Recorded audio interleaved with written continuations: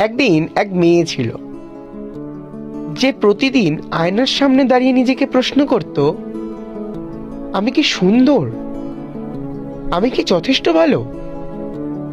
লোকজন আমাকে নিয়ে কি ভাববে? সে নিজের মতো বাঁচত না, সবসময় অন্যের চোখ নিয়ে নিজেকে দেখত। একদিন আয়নাটি ভেঙে গেল।